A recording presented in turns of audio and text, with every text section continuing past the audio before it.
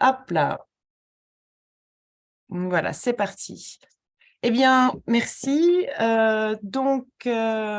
Ce webinaire va se dérouler sur 2 heures. Françoise, Pierre et moi, nous allons commencer par vous expliquer un petit peu la pertinence et les différents outils que vous pourriez utiliser pour réaliser une cartographie. Nous aurons ensuite le plaisir d'avoir le partage d'expérience, donc les témoignages de 3 opérateurs publics qui ont utilisé cet outil pour la mise en place de leurs actions. Donc, nous avons le plaisir d'avoir la commune de Profondeville, représentée par Yannick Dupuis, la ville de Namur avec Maxime Declercq et Christelle Langlais, et finalement le témoignage de la ville de Liège avec Monsieur Bolland. Et donc, nous aurons ensuite une séance de questions-réponses qui durera plus ou moins 20 minutes, où donc on répondra à vous toutes vos questions qui seront donc dans le chat, via le chat, et on vous répondra en direct. Je désignerai la personne la plus adéquate à y répondre, donc entre nous et les intervenants. Et finalement, je vous demanderai de ne pas quitter après la question-réponse parce que nous aimerons bien lancer un petit sondage rapide de 3 questions seulement pour avoir votre retour par rapport à votre expérience sur avec le webinaire. Et voilà, et donc on clôturera finalement ce webinaire à 16 heures. Donc, je vais commencer par une brève introduction. Donc, moi, je suis Maïté Mercier de Crédal. Je travaille en collaboration avec Françoise Ancet, en partenariat étroit avec Françoise Ancet de Terre en Vue.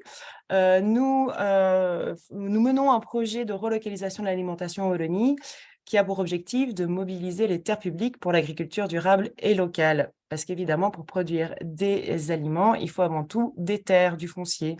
Donc, nous, on accompagne les opérateurs publics dans ce sens. Et dans les accompagnements qu'on a fait, on a remarqué que la cartographie était vraiment un outil qui pouvait être vraiment très pertinent pour identifier les terres mobilisables. Nous sommes très heureuses et très heureux aujourd'hui, de voir que vous étiez 141 inscrits. Donc, c'est très chouette. Ça veut dire que c'est une thématique qui vous parle et un outil dont vous avez besoin d'accompagnement. Donc, on est ravis du succès de ce webinaire. On espère qu'il va vraiment répondre à vos attentes. Alors, la pertinence et les outils. Donc, pour le pourquoi faire une cartographie, je laisse la parole à collègue Françoise. Bonjour à tous, donc je suis Françoise Ancet, je travaille à Terre en Vue spécifiquement sur ce projet-ci.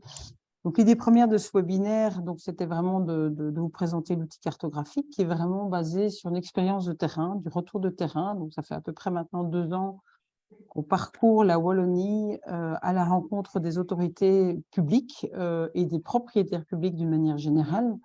Et ce premier sentiment du besoin d'une cartographie, d'une première...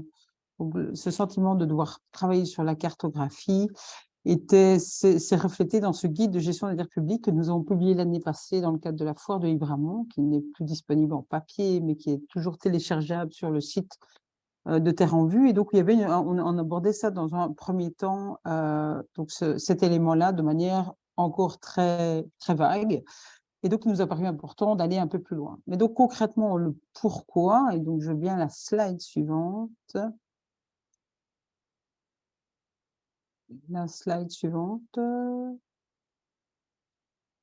Voilà.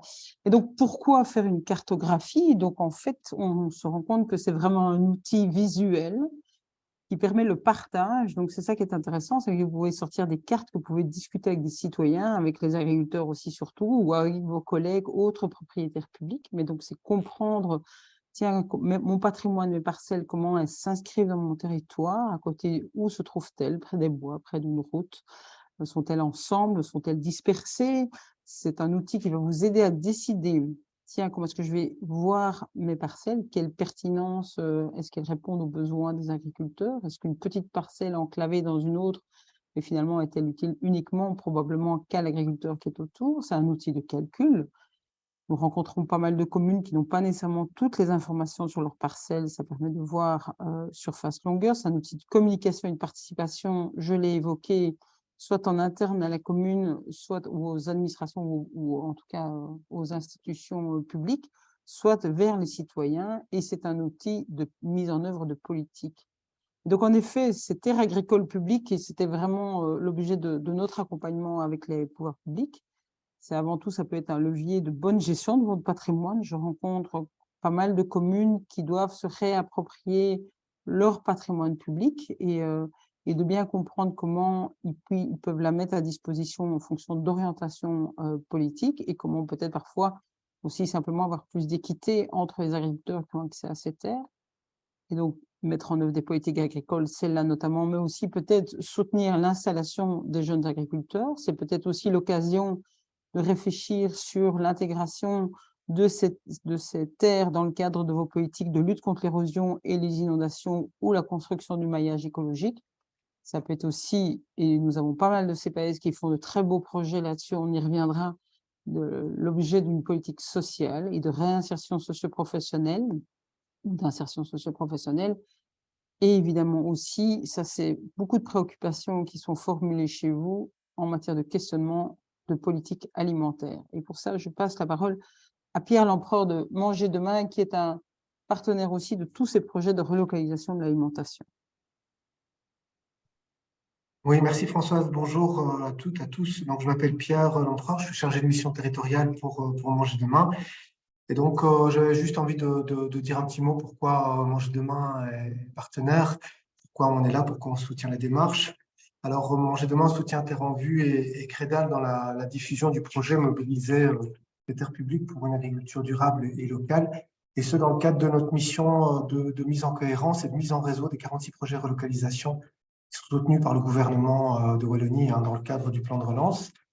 Ce partenariat, il a quelques précédents déjà, puisqu'on a déjà abouti précédemment à la réalisation de 2 webinaires sur cette thématique des terres publiques, l'un en décembre 21 et l'autre sur le bail à ferme, et l'autre en janvier 22 sur les terres publiques. Et alors, vous retrouverez à la suite de la présentation du webinaire les liens vers les vidéos et les PowerPoint sur le portail de Manger Demain. Alors, Manger Demain, c'est aussi l'opérateur du Green Deal Cantine Durable, qui a été lancé en 2019 dans la lignée des travaux du référentiel wallon d'alimentation durable et de la stratégie Manger Demain. Aujourd'hui, le Green Deal Cantine Durable, c'est 50 000 repas par jour quand même. C'est quasiment 300 cantines signataires dans tous les milieux de vie, crèches, écoles, haute écoles, universités, centres de sport, de loisirs, hôpitaux, maisons de repos, résidences-services, entreprises, administration et crèches et prisons, pardon, excusez-moi. Et donc, dans ce cadre, il est notamment prévu que toutes les cantines participantes signataires aient obtenu le label Cantine Durable en 2024. Ce label, il est officiel, c'est celui donc de la région Wallonne, et c'est un levier destiné à accélérer et à soutenir la transition des collectivités vers un approvisionnement plus local et plus durable. Alors, l'ambition, c'est d'ici 2030 que 50% des repas des cantines wallonnes soient issus de produits wallons, et que d'ici 2030, 20% des repas des cantines wallonnes soient issus de produits bio locaux. Alors, évidemment, la mise à disposition du foncier public pour le développement d'une politique alimentaire au service de l'approvisionnement des collectivités, c'est un enjeu central pour nous, mais aussi pour les collectivités. Et c'est déjà une réalité très, très concrète, comme on le verra avec l'exemple, le témoignage de la commune de Conflans-le-Ville, dont 4 écoles primaires sont signataires du Green Deal et s'approvisionnent déjà en partie avec des légumes produits sur les terres du CPS de la commune. Alors, les CPS et les communes, donc, ce sont à nos yeux des acteurs clés vraiment exemplaires de la transition des collectivités vers un approvisionnement local et durable. Alors, on pourrait schématiser le projet mené par Terre en Vue et Crédal sur la question des terres publiques comme étant situé en amont de celui réalisé par Manger Demain au niveau de l'accompagnement des collectivités. L'amont et l'aval d'une politique alimentaire publique, c'est ce qui nous réunit, je pense.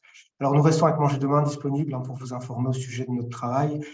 Et voilà, et on vous encourage vraiment à vous lancer dans la valorisation des terres publiques au service des collectivités. Voilà, Maïté, je te rends la parole. Françoise aussi. Merci, Pierre. Donc voilà, donc on va rentrer maintenant dans le vif du sujet. Ici, je vais vous présenter une procédure simplifiée pour comment faire pour créer une cartographie. Donc, vous avez besoin de 3 éléments indispensables. La première, c'est vos données cadastrales que vous allez extraire, et ensuite, vous allez les recouper avec des données complémentaires selon vos politiques. Par exemple, pour le maillage environnemental, vous allez peut-être regarder les zones Natura 2000, pour regarder un petit peu mobilisation, regarder un peu ce qui est produit sur vos terres, vous allez peut-être aller chercher des données de PAC. Donc ça, je vais vous montrer un peu après où télécharger ces données complémentaires. Et une fois que vous avez croisé ces deux types de données, vous allez les transformer en données cartographiques. Donc, la première étape, comme je disais, c'est l'extraction des données cadastrales. Alors, je le respécifie ici, ces données, ce sont des données internes que vous avez au sein de votre service d'urbanisme. Effectivement, normalement, vous les recevez tous les 2 ans via le SPF Finance. Vous pouvez aussi faire une demande particulière auprès de ce service si vous voulez identifier les propriétés que vous avez en dehors de votre territoire. Mais donc, comme je le disais, normalement, ces données, vous les avez en interne et elles vous renseignent sur les propriétaires publics qu'il y a sur votre territoire, sur l'occupation du sol qu'il y a sur votre territoire et les surfaces au niveau du cadastre qui sont renseignées. Donc ça, elles sont bien des données que vous avez chez vous, sous format d'Excel. Le deuxième type de données que vous allez chercher, donc comme je disais, ce sont des données complémentaires comme les zones au plan de secteur, donc c'est des zones agricoles, zones forestières ou en habitat rural. En recoupant ce type de données, vous allez pouvoir identifier les terres qui sont cultivées et notamment, comme je disais, la déclaration PAC, donc ce que les agriculteurs déclarent avoir cultivé sur les terres de votre territoire. Donc, ce type d'informations, vous les retrouvez sur le géoportail de Wallonie, WallonMap. Je vais vous montrer ici rapidement comment visualiser, extraire ces informations. N'oubliez pas que ce webinaire est enregistré et donc vous pourrez revoir un petit peu le cheminement par la suite. Donc, quand vous vous retrouvez, si vous allez sur le site de WallonMap, vous arrivez sur une interface comme vous la voyez. Vous choisissez d'abord une localité. Ici, j'ai mis Otigny parce qu'on n'est pas loin d'Otigny. Ici, les bureaux de Crédal sont pas loin. Une fois que vous avez sélectionné votre localité, vous allez sur le catalogue du géoportail qui vous affiche un menu déroulant. Ici, pour aller voir justement les déclarations faites à la PAC, on clique sur Société Activité, Agriculture. Et donc, vous voyez, il y a plusieurs données, mais ici, particulièrement sur le parcellaire agricole anonyme. Et donc, vous voyez d'ailleurs qui s'affiche sur l'interface comme quoi vous l'avez sélectionné et vous voyez ce morcellement. Et quand on zoome un petit peu dessus, on voit effectivement les types de production qui ont été déclarés à la PAC sur les différentes parcelles comme betteraves sucrières, froment d'hiver. Enfin voilà, donc ça vous permet d'avoir une idée de ce qui était cultivé et des terres qui ont été utilisées et mobilisées sur votre territoire. Une fois que vous avez ça, vous avez visualisé, vous voulez les extraire. Pour les extraire, très simple, vous cliquez donc sur le petit bouton du paramétrage, cliquez ensuite sur la fiche descriptive, vous arrivez alors sur la fiche descriptive, vous choisissez l'onglet Accès, et quand vous déroulez cette page vers le bas, vous avez le choix soit de sélectionner un URL de ces données. Donc, il y a plusieurs types de données. Les données WMTS et WMS, bon, si vous n'êtes pas de cartographe, ça ne vous parle pas, mais ce sont des données en fait qui restent en ligne et vous ne chargez pas votre serveur avec ça. Donc, ça reste en ligne, c'est des URL et ça va venir quand même sur votre logiciel de cartographie et vous pourrez les visualiser. Ou vous pouvez aussi faire le choix de les télécharger, d'avoir les données tout le temps sur votre ordinateur, mais attention, elles ne s'actualiseront pas. Et donc, ça, vous choisissez « Ajouter à mes téléchargements ». Donc ça, c'est pour l'extraction des données sur WallonMap, des différents types de données que vous voulez avoir selon la politique que vous voulez mener ou les actions que vous voulez mener pour compléter une de vos politiques. Il y a plus d'infos, évidemment, pour l'utilisation de ce géoportail sur le site même du géoportail de Wallonie, où il y a vraiment un onglet Aide et support avec plein de petites fiches qui vous dit un petit peu ce que vous voulez faire et vous guide comment le faire.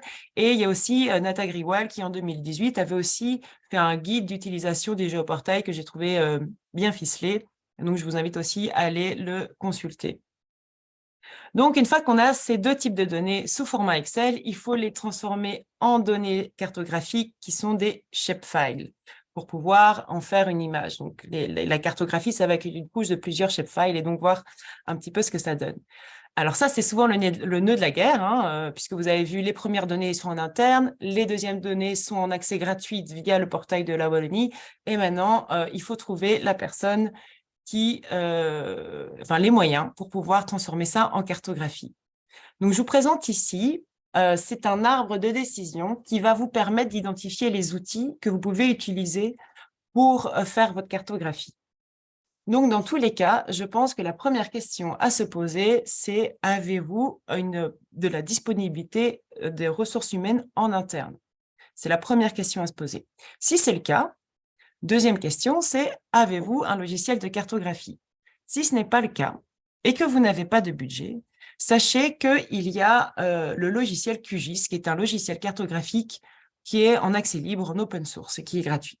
Si vous avez trop de budget, vous pouvez toujours acquérir un logiciel GIS type ArcGIS ou d'autres qui sont ces formules payantes. Vous avez aussi accès au même type de service. Finalement, donc là, vous avez une personne disponible, vous avez un logiciel GIS. Maintenant, est-ce que cette personne est formée? Si elle ne l'est pas et que vous avez du budget à allouer, vous pouvez alors faire appel à des formateurs QGIS, des formateurs GIS. Il en existe, je pense qu'il y en a qui sont présents aujourd'hui également au webinaire, mais donc il y a plusieurs formateurs qui offrent ce genre de service sur des modules, je pense que c'est des 3 fois 4 heures ou ce genre de choses. Enfin, c'est aussi à la carte, vous pouvez essayer de trouver quelqu'un pour former votre argent en interne. Une fois que cette personne est formée, est-ce qu'elle a la capacité de transférer et de visualiser ces données via le logiciel SIG, pardon. Encore une fois, si ce n'est pas le cas, vous pouvez faire appel à être formé en interne, ou alors là, on commence à dépasser un peu vos capacités en disant non, en fait, ça fait trop de choses qu'on n'a pas. Donc, soit vous allouez quand même du budget et vous pouvez passer par la sous-traitance de la cartographie. Donc, si vous avez si vous êtes de la province de Namur, sachez qu'il y a déjà le BEP, le BEP de Namur, qui propose ce type de service, donc de cartographier votre patrimoine foncier. Nous aurons d'ailleurs le témoignage de la commune de Profondeville qui a collaboré avec le BEP.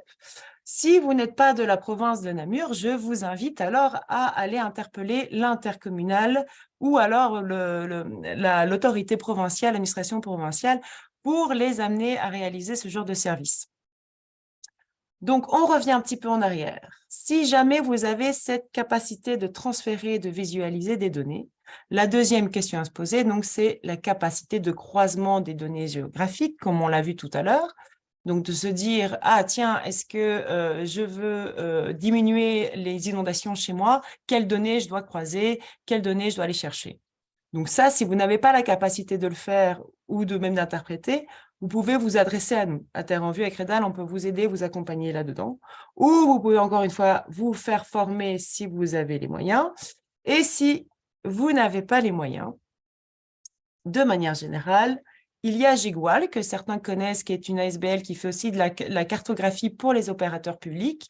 C'est un service payant. Néanmoins, ils offrent toujours 6 mois de tests gratuits pour tester justement leur service. Et 6 mois, ça peut être tout à fait, vous pouvez leur donner une mission particulière pour réaliser cette première cartographie de votre patrimoine foncier. Si vous n'en avez jamais réalisé, ça peut être une première entrée avec cet outil-là, pour utiliser cet outil-là. Si on revient encore un petit peu en arrière, boum, boum, boum, donc vous avez la personne disponible, vous avez le logiciel. Cette personne est formée à utiliser le logiciel, à faire un transfert, à croiser des données, à les transformer en shapefile. Eh bien, le seul outil dont vous auriez besoin, c'est WallonMap, tout simplement. Un outil gratuit, c'est juste pour aller chercher les données à côté. Si on remonte tout au début et finalement, vous n'avez pas de personnes disponibles, la question alors à se poser, c'est si vous voulez engager quelqu'un pour réaliser cette mission. Si vous voulez engager quelqu'un pour cette mission donnée, mais qui peut être une mission assez à court terme ou très spécifique, sachez qu'on est en train de développer vraiment, on parle de plus en plus des groupements d'employeurs. D'ailleurs, on collabore pour l'instant avec la ville de Florène et le groupement d'employeurs DBH, on a déjà écrit donc un profil de fonction pour réaliser cette mission à court terme. C'est vraiment d'étayer l'inventaire des terres et de le transformer en cartographie. C'est une mission spécifique. De passer par un groupement d'employeurs, ça vous permet de supprimer toute charge administrative puisque c'est le groupement d'employeurs qui va engager la personne. Et vous, en fait, vous allez acheter ce service. Donc, ça sera juste sous forme de facture directement avec le groupement d'employeurs. Et puis, pour la personne qui est engagée, il y a quand même aussi une sécurité de l'emploi puisqu'elle est engagée en CDI au niveau du groupement d'employeurs. Et on lui assure aussi un temps de travail minimal pour la sécurité de l'emploi, qui n'est pas juste des contrats précaires. Donc ça, le groupement d'employeurs, c'est un outil aussi qui pourrait être activé, un partenaire à activer qui peut être intéressant pour vous. Donc voilà, je pense que j'ai cité tous les outils et les partenaires qu'on voit ici. Donc les partenaires actifs qui sont déjà actifs, nous avons les formateurs QGIS, nous avons Terre en Vue et Crédal pour vous accompagner dans l'interprétation, pour un accompagnement individuel. Nous avons le BEP qui est un service payant pour la cartographie des communes de la province de Namur. Nous avons Gigwal qui peut faire un test gratuit sur 6 mois. Et donc, les personnes interpellées, c'est les intercommunales, les administrations provinciales, qui sont aussi certaines ici. Donc, voilà. Voilà, merci pour vos attentions. Maintenant, je vais laisser place aux personnes aux opérateurs publics qui ont déjà mis en œuvre cet outil et qui vont vous expliquer un peu comment ils ont fait et ce qu'ils en ont ressorti. Donc, je vais d'abord laisser place à Yannick Dupuis pour le témoignage pour la commune de Profondeville. Ouais, bonjour à tous. Du coup, les slides, c'est vous qui les tournez, hein? Oui. Nickel. Oui. Donc, Yannick Dupuis, donc, je travaille à la commune de Profondeville, plutôt responsable du plan climat. Donc, on peut commencer avec le premier slide. Alors, quelques constats ou plutôt quelques éléments qui nous ont amenés à ce travail-là, c'est que quand on regarde en fait la carte de Profondeville, il faut savoir qu'il y a quand même une bonne moitié qui est occupée par des terres agricoles, que ce soit cultivées ou en prairie. Nous, en plan climat, on est très focus sur les émissions de CO2. Il faut savoir que l'agriculture en fait représente très peu d'émissions de CO2, en tout cas des émissions directes.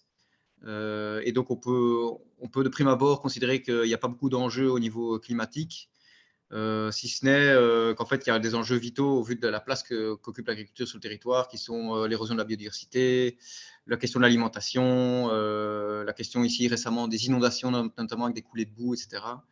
Et aussi plus largement la question de l'adaptation au changement climatique et comment le secteur agricole va pouvoir se positionner. Donc, ces conclusions nous ont petit à petit amené au fait de considérer un peu ce secteur-là qui est en fait souvent laissé de côté dans notre travail au niveau climat. L'activité agricole chez nous, elle est conventionnelle, comme dans beaucoup d'endroits en Wallonie, en tout cas majoritairement conventionnelle. Mais on a quand même quelques petites initiatives assez intéressantes d'agriculteurs isolés ou de jeunes qui se lancent. Donc ça, on se repose un peu sur eux pour essayer d'impulser un autre mouvement. Le constat aussi, c'est de se dire qu'il y a peu de contact en fait entre le milieu agricole et l'administration. On avance en parallèle, mais il y a peu d'interaction entre les deux milieux.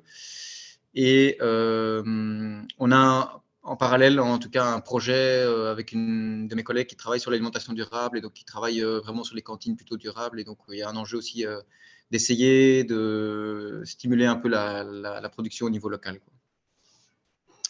On peut passer le slide. Ouais. Alors, donc l'idée ici, c'était de se dire qu'on a un pouvoir d'action immédiat, en tout cas sur les terres qu'on dispose, sur les terres agricoles où on dispose, pour pouvoir vraiment influencer les pratiques, en sachant qu'on a aussi potentiellement un pouvoir d'influence sur les terres sur lesquelles on n'est pas propriétaire, mais notre focus, c'était de se dire on travaille d'abord sur les terres qui nous appartiennent pour pouvoir un peu changer les pratiques agricoles. Mais pour ça, on avait besoin d'avoir une représentation imagée en fait du territoire, parce qu'ici, il n'y a personne qui a vraiment une vue d'ensemble sur le patrimoine foncier agricole communal. Et du coup, l'idée d'avoir vraiment quelque chose d'imagé était intéressante pour nous. Et alors, on s'est en effet reposé sur le service du BEP, donc en tant que projet pilote, pour produire une série de cartos dont je vais vous montrer quelques exemples par la suite. Mais donc, on a eu une série de 4 cartes qui représentent le territoire. Donc, la première carte, ça reprend toutes les parcelles du domaine public, puis les parcelles qui sont effectivement cultivables, croisées avec le plan de secteur, et enfin une vue satellite. Je vous expliquerai pourquoi c'est intéressant ces différentes couches avec les exemples concrets, quoi. Oui, on peut passer. Du coup, le BEP en renfort caisse, merci au BEP. Parce que nous, on a clairement un manque de compétences en interne, ou en tout cas un manque de temps pour commencer à éditer des cartos qui sont qui tiennent la route. Et du coup, le BEP nous a proposé en fait un partenariat, et en gros, on a eu nous d'abord un accord avec le collège pour décision de principe, de collaborer avec Terre en Vue et le BEP dans le cadre de ce projet pilote. On a fourni le cadastre, donc le fameux fichier Excel, on l'a fourni au BEP. Et le BEP a réalisé un travail de son côté à partir de nos données cadastrales qui a duré environ 2 mois pour éditer ces fameuses cartes. Et ensuite, ils nous ont fourni les cartes, et alors autour de ces cartes, on a pu enclencher une discussion avec Terre en Vue et le BEP pour un peu déceler les enjeux du territoire. J'ai mis les contacts au BEP de Antoine Patrice, qui je crois est là, qui est la personne de contact pour, en tout cas, les communes de la province de Namur qui souhaitent se lancer dans le projet. Alors voilà, ça c'est la première carte, c'est les parcelles du domaine public. Donc le constat, c'est de se dire que donc la commune de Profondeville, c'est en rouge foncé. Donc il y a quand même pas mal de patrimoine communal, on va dire, sur le territoire. Il y a d'autres acteurs aussi publics qui sont présents. Donc on a des fabriques d'églises, on a aussi Vivaquois en vert, etc. C'était intéressant en tout cas de référencer ces autres acteurs en se disant qu'on pouvait avoir aussi un pouvoir d'influence un peu plus direct qu'avec des propriétaires privés. Enfin, on a plus de relations avec une fabrique d'église qu'avec un propriétaire privé de terres agricoles. Donc c'était intéressant d'avoir cette image-là pour démarrer. La deuxième carte, voilà, ça c'est tout de suite plus réducteur. Donc la deuxième carte, ça prend juste les parcelles qui sont cultivables du domaine public. Donc on voit en fait qu'ici à Profondeville, la majorité des parcelles, en fait, c'est des bois. Et on voit quelques petites taches enfoncées qui sont, elles, en fait, qui correspondent à des parcelles cultivables. Donc ça, c'est déjà un premier constat du travail, c'est de se dire qu'en fait, on n'a pas beaucoup de pouvoir d'influence au niveau, en tout cas, superficie sur le territoire pour vraiment avoir une action significative. On ne le savait pas. Mais donc, on a quand même ciblé, en tout cas, je ne sais pas si vous voyez la plus grosse tache rouge, qui sont au niveau des SAR communaux. Voilà, c'est bien, merci pour la souris. Là, on a quand même ciblé un potentiel d'action dont je vous parlerai juste après. Je voulais juste vous montrer aussi la vue aérienne avec un petit zoom, parce que c'est un outil aussi intéressant, parce que donc, la parcelle ici identifiée est une parcelle cultivable, identifiée au préalable. Mais quand on croise cette parcelle avec la vue aérienne, on se rend compte que parfois la réalité n'est pas vraiment celle qu'on croit sur la carte. À savoir qu'ici, c'est encore en lisière de bois, donc c'est pas spécialement pertinent de commencer à lancer un projet agricole sur cette parcelle-là, puisqu'elle est boisée. Donc, ça réduit encore le scoop de travail, quoi. Alors, quelques résultats et enseignements de ce travail. La première chose, c'est qu'on voit qu'on a peu de marge de manœuvre en fait, au niveau des terres agricoles publiques, mais qu'on a quand même un site prioritaire chez nous, en tout cas à Profondeville, c'est les SAR communaux, donc il y a 14 hectares. Il y a 6 hectares qui sont cultivés actuellement. Ça a permis de un petit peu mettre la tête dans ce fameux bail, qui n'est pas un bail, mais qui est une convention. Et on s'est rendu compte en fait que pour l'instant, c'est une agriculture totalement conventionnelle. Et il y a 8 hectares aussi qui sont en pâture avec des chevaux. Donc on se rend compte aussi que là, il y a un potentiel peut-être nourricier à mettre en valeur. Et du coup, de ce travail de cartographie, en tout cas ici à la commune, il y a eu une réflexion plus globale sur la gestion de ce site. Et on se dit qu'on peut vraiment valoriser plus le potentiel qui existe sur ce site au niveau agricole, ou en tout cas au niveau nourricier. On s'est inspiré notamment, enfin pour l'instant, donc le travail est en cours de réflexion chez nous avec notre conseillère en environnement qui vient d'arriver. Mais on s'est inspiré d'un exemple de marchand Famenne qui est assez inspirant, qui ont beaucoup travaillé sur les baux à ferme avec des clauses environnementales. Donc c'est un exemple qui nous inspire et qu'on pourrait répliquer ou adapter chez nous.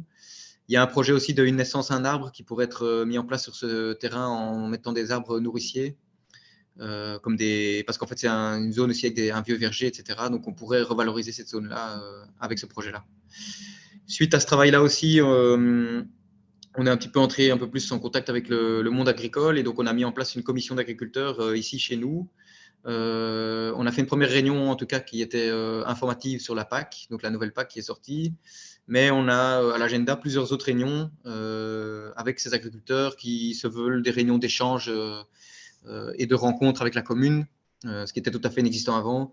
Et on a des thématiques qu'on a choisies, donc l'agriculture de conservation des sols, avec des témoignages justement d'agriculteurs chez nous qui pratiquent déjà l'agriculture de conservation des sols, qui viendront partager leur expérience aux autres agriculteurs, etc. Et alors, cet inventaire carto nous permet aussi de développer d'autres projets, notamment un qu'on vient de clôturer ici, c'est qu'on a, en fait, en ayant une image visuelle, je veux dire, carto du patrimoine communal. Là, on s'est aussi, ça nous a attiré l'attention sur le fait qu'on avait pas mal d'espaces verts non boisés qui sont en fait pour l'instant gérés de manière conventionnelle ou en ton très régulièrement, etc. Donc, on a eu un nouveau travail avec Adalia pour gérer un peu ces espaces de manière différenciée, pour accueillir plus la biodiversité. Donc, c'est aussi, cette carte nous a aussi permis de lancer ce projet-là. Plus globalement, le fait qu'on ait beaucoup de bois communaux, on a beau le savoir avec des actes notariés, mais tant qu'on ne le voit pas en carte, c'est pas très représentatif. Et ça enclenche une réflexion aussi au niveau de la gestion, notamment de la chasse. On aimerait bien passer sur un autre système de chasse. Il y a aussi le projet de maintenant créer une réserve naturelle domaniale sur un des bois. Et j'ai mis aussi le projet d'habitat léger, c'est notamment la carto qui nous a permis d'identifier un site qui permettrait potentiellement d'accueillir de l'habitat léger pour les années à venir.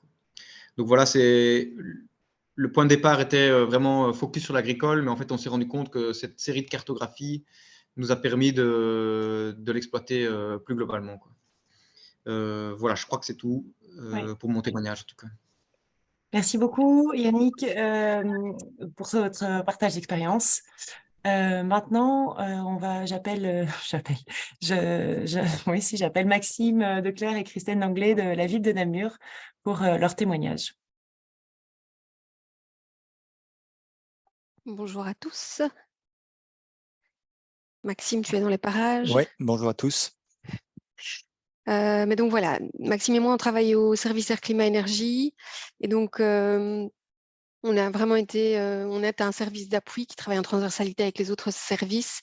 Et on a vraiment collaboré ensemble pour la gestion de ce projet sur la gestion des terres publiques. Et donc, peut-être quelques mots de contextualisation sur la slide suivante. Au départ, c'est vrai que cette démarche, il y a des éléments en tout cas très favorables qui ont sous-tendu la démarche, notamment d'abord le fait qu'il y a une volonté politique qui est fort présente de renforcer l'alimentation durable, tout ce qui relève des circuits courts et cette question de production locale et des maraîchers. C'est d'ailleurs inscrit dans le programme stratégique transversal. Donc ça, c'était un premier élément. Un deuxième élément qui était très favorable aussi, c'est notre CPA, donc notre Conseil de politique alimentaire, qui est appelé le Conseil agroalimentaire durable namurois, qui s'est très rapidement approprié la thématique de l'accès à la terre et qui a mis sur pied un groupe de travail sur cette thématique de l'accès à la terre et qui, à la suite de ça, a proposé des fiches actions sur la thématique donc, de la gestion des terres publiques. Et à titre informatif, le CAD namurois, il est constitué de toute une série d'acteurs qui sont représentatifs du système alimentaire. Et le GT Accès à la terre, lui, il a rassemblé 2 membres du CAD namurois, en l'occurrence les 2 producteurs du CAD namurois, des personnes ressources expertes. Il y avait notamment Manger Demain et Terre en Vue qui étaient présents à ce GT. Et il y avait aussi, et c'est ça qui était vraiment intéressant, les 3 gestionnaires de terres publiques pour le CPS, donc le gestionnaire des terres du CPS, le gestionnaire, la gestion immobilière pour la ville et la régie foncière aussi pour la ville. Donc c'est vraiment les 3 acteurs qui au niveau CPAS et ville gèrent des terres publiques. Et donc, au cours de ce GT, et de manière générale, c'est une fiche action qui a d'ailleurs été validée par le collège, l'objectif qui était préconisé, c'était de faire en sorte que les terres publiques contribuent à soutenir l'accès à la terre des agriculteurs à des fins de production nourricière, de proximité, donc en faveur du circuit court, et selon des pratiques agricoles durables. Ça, c'était vraiment le préalable. Donc ça, c'est pour le contexte général. Et sur la slide suivante, on voit, tu peux me passer directement à la slide suivante, Maïté. Voilà, merci. Non, oui, voilà. Qu'au niveau des actions qui ont été menées sur ces questions de gestion des terres publiques, il y a effectivement, et on va mettre le focus là-dessus aujourd'hui, des analyses cartographiques qui ont été réalisées, avec notamment un arbre à décision qui a été mis sur pied et alors mis en place. Et alors, il y a aussi une charte de bonne pratique qui est vraiment le deuxième délivrable, au-delà de l'étude en elle-même, qu'on voudrait mettre en place pour faciliter la mise à disposition des parcelles à venir. Donc ça, c'est un travail qui va seulement démarrer. Mais donc, en parallèle de ces analyses cartographiques qu'on a déjà bien avancées, on a aussi mené, donc on a vraiment travaillé de front avec d'autres actions qui relèvent de la gestion des terres publiques. Il y a eu notamment des acquisitions, dont une acquisition de 10 hectares de terres agricoles. Il s'agissait d'un achat par le comité d'acquisition, donc notre terre publique, pour tenter de s'affranchir de la spéculation foncière. Et alors, il y a déjà 2 premières mises à disposition qui ont démarré. Ces fameux 10 hectares qu'on vient d'acquérir. J'en toucherai un petit mot à la fin de la présentation avec comme première étape le lancement d'un appel à manifestation d'intérêt. Et alors, il y a 3 autres parcelles, donc un lot de 3 parcelles qui ont également été mises à disposition. L'appel est en cours et là, on passe par un opérateur, donc un preneur en gestion. On délègue en quelque sorte la gestion de ces parcelles. Il s'agit ici de 2,65 hectares, dont notamment un verger conservatoire. Donc ça, c'est pour le contexte des actions en général. Maintenant, au niveau de l'analyse cartographique, quels sont les objectifs qu'on s'est donnés? L'objectif général, donc, ça recoupe évidemment ce qui était préconisé par notre CAD namurois. Donc, c'était d'identifier des terres publiques qualitatives pour les mettre à disposition de producteurs à des fins nourricières durables et locales. Et c'est vrai qu'on a pas mal mis l'accent. Il y a notamment une étude, un état des lieux du paysage agroalimentaire namurois qui a été réalisé et qui a montré que si théoriquement on pourrait appréhender 30% d'autonomie alimentaire, sur certaines filières on est bien au-delà, c'est notamment le cas des betteraves, des céréales ou des pommes de terre, mais qu'il y a d'autres filières où on est vraiment inférieur à ces valeurs théoriques, donc, notamment les fruits et les légumes, on avoisine plutôt les 5 à 7%, et c'est la raison pour laquelle, dans cet objectif, on essayait vraiment de viser la production de produits frais, donc en privilégiant les fruits et les légumes. Alors, je reviens à l'analyse cartographique. Quels étaient les objectifs spécifiques de ce travail d'analyse? Il y avait d'une part l'identification des parcelles prioritaires sur base des caractéristiques et aussi du réel potentiel de disponibilité des parcelles. Parce que c'est bien de dire on voudrait prioriser tel type de parcelle, mais si in fine ça ne correspond qu'à 5 ou 10% de ce qu'on a comme patrimoine, l'idée c'était aussi vraiment de partir des potentialités qu'on avait. Deuxième objectif, identifier parmi ces parcelles prioritaires celles qui sont effectivement libres d'occupation. Et donc là, l'idée, c'est de recouper avec les bails. Un autre objectif, donc, c'est d'identifier les parcelles à échéance de bail rapprochée pour anticiper les futures occupations. Et donc ça rejoint un peu ce travail qui va s'entamer sur la mise en place d'une charte de bonne pratique. Il y avait aussi la volonté quelque part, parce que c'était pas inintéressant de travailler éventuellement sur des parcelles polluées qui sont non exploitées à court terme pour voir s'il y avait éventuellement la possibilité d'y mener des projets de biodiversité. Et enfin, l'identification des démarches pour la mise à disposition des futures parcelles. Donc ça, c'est pour les objectifs qu'on s'est fixés. Alors, sur la slide suivante, je pense qu'on aborde déjà la méthodologie. Ouais. Oui, et donc là, je te passe la parole, Maxime. Et donc, bonjour à tous. Donc, Maxime Declercq, je suis le collègue de Christelle, je travaille dans le même service. La particularité que moi, je suis un peu plus focus sur la thématique de l'énergie et du plan climat et sa coordination de manière plus générale. Mais mes compétences en géomatique ont fait que nous avons collaboré pour la concrétisation de cet outil. Et donc, l'objectif de cette partie-ci, c'est de vous illustrer au travers de la méthodologie qu'on a mis en place, une approche méthodologique générale pour réaliser, si vous avez l'envie et surtout la possibilité, vous-même, cette analyse carto. Et donc, un point très important, mais qui paraît bête, mais qui est très important, c'est de définir les objectifs et la façon dont on va atteindre ces objectifs. Et ce, pour ne pas répéter moult fois la réalisation de l'outil et l'adaptation de celui-ci. Donc, vraiment prendre le temps d'analyser ce qu'on cherche et comment on veut atteindre l'objectif fixé. Et donc, à partir de là, on va identifier une série de variables qu'on va intégrer ensuite dans notre outil SIG. Donc, premièrement, l'échelle spatiale, ça peut être à l'échelle d'un quartier, d'une localité, d'une commune, d'une province. Et ça, c'est vraiment l'objectif que vous vous êtes fixé qui va définir l'échelle spatiale à laquelle vous allez travailler. Ensuite, les acteurs publics.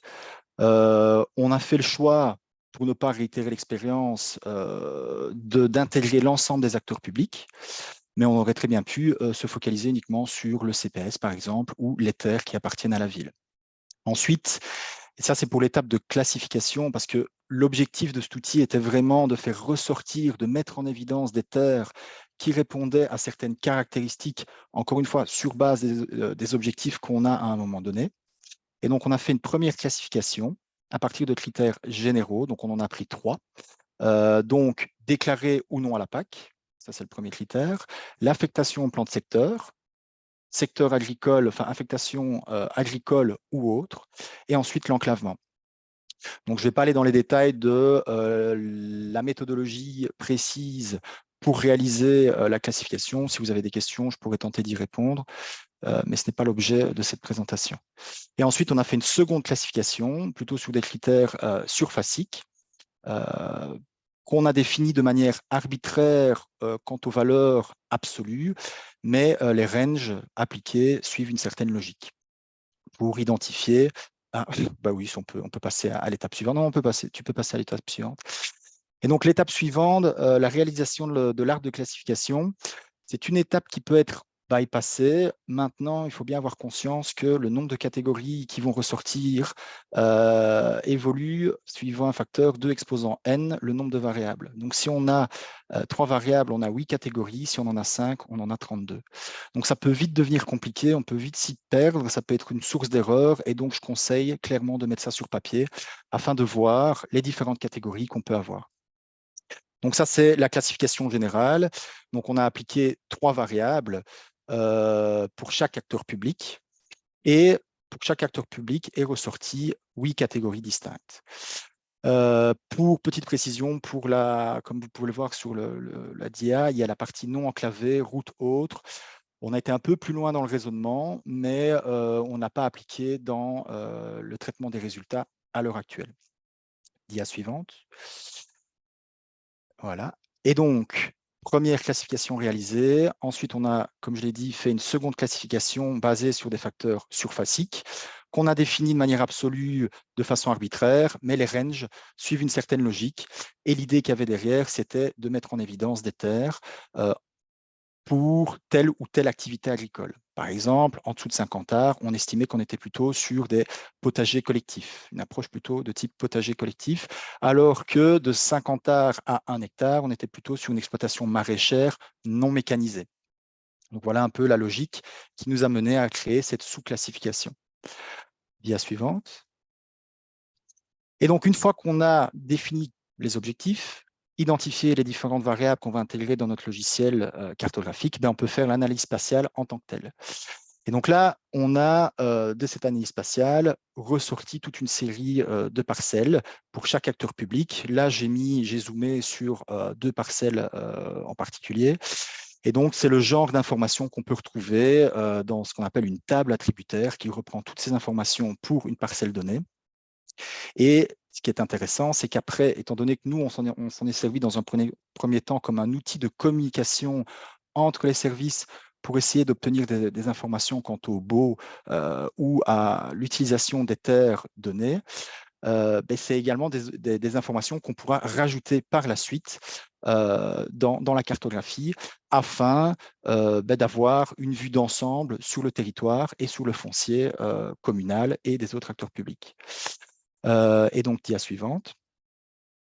Et donc, pour terminer, s'il y a vraiment quelque chose que j'aimerais passer comme message, c'est en gros, moi, je suis un peu pour internaliser les compétences parce que, en effet, ça paraît un peu obscur comme logiciel, mais Pour ce type d'analyse, tout du moins, ça reste tout à fait abordable. Il y a quelques fonctions à utiliser.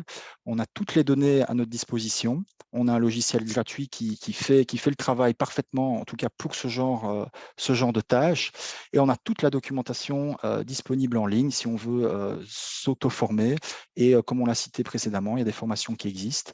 Donc voilà, il faut vraiment qu'il y ait une volonté de libérer du temps et des moyens pour réaliser ce travail.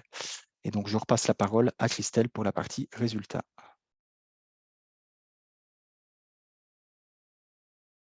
Ton micro, Christelle. Merci. Donc, la première chose qu'on a fait, c'est d'essayer d'avoir une analyse et une vision un peu globale du territoire. Donc, vous avez ici, sur la colonne de gauche, l'ensemble des propriétaires publics. L'idée, c'était de voir quels sont les principaux propriétaires publics sur le territoire communal. Donc, vous le voyez sur la partie à droite, donc en orange, vous avez la ville, en bleu, le CPAS et en vert, la fabrique d'église. Et donc, ce sont les trois principaux propriétaires de terres publiques. Vous avez au niveau du tableau le nombre de parcelles avec la surface juste à côté et une surface moyenne pour chaque propriétaire avec un maximum et un minimum. Ça donne une idée. Et donc, clairement, la ville et le CPS sont les deux propriétaires principaux. La fabrique d'église aussi possède assez bien de parcelles, mais avec la caractéristique que les surfaces sont quand même plus petites. Donc voilà, alors tu peux passer à la dia suivante, Maïté. Donc nous, on a évidemment mis le focus sur les parcelles CPS et ville parce que tout simplement, ce sont les parcelles sur lesquelles on avait le plus de levier. Et donc, oui. Alors, ça ici, c'est l'analyse qu'on a par propriétaire public. Donc, ici, vous avez les catégories qui sont reprises, donc en fonction que ce soit déclaré PAC ou non, que ce soit affecté agricole ou pas au plan de secteur et que ce soit enclavé ou pas. On a évidemment sélectionné en priorité les catégories qui étaient non enclavées, c'est-à-dire qui n'étaient pas éloignées de la route de plus de 50 mètres. C'est un paramètre arbitraire qu'on a établi. Et donc ici, vous avez les catégories impaires, c'est-à-dire qui sont non enclavées, et avec les paramètres qu'on a énoncés juste avant, déclaration PAC et affectation agricole ou pas, avec les pourcentages surfaciques. De nouveau, ça donne une idée de est-ce qu'on a plutôt tendance à avoir des parcelles qui sont importantes ou pas par propriétaire. Et donc, tu peux passer à la dia suivante. Nous, on a fait le choix de mettre la priorité sur la catégorie 8. Pourquoi? Parce que donc, ce sont des parcelles qui sont non enclavées, qui sont non déclarées PAC et qui ont une autre affectation que l'affectation agricole. En fait, on a priorisé la catégorie 6 et la catégorie 8 parce qu'on était parti du principe que s'il n'y avait pas de déclaration PAC, il y avait plus de chances que ce soit des parcelles qui ne soient pas occupées, puisqu'évidemment, l'objectif, c'était de trouver des parcelles qu'on pouvait mettre à disposition qui n'étaient pas encore occupées. Donc voilà, ça donne une idée du type d'analyse qu'on a par propriétaire. Et sur la dia suivante, vous avez une représentation d'analyse qu'on a fait pour chaque parcelle, où on définit, forcément, on rassemble les informations, à savoir quelle est la surface, la localisation, quelle est donc l'affectation au plan de secteur, ça c'était dans la classification. Et alors, la suite du travail, au-delà de l'avoir mis en évidence par cartographie, c'est de faire la relation avec le statut contractuel. Est-ce que cette parcelle est occupée? Donc, est-ce qu'il y a un bail?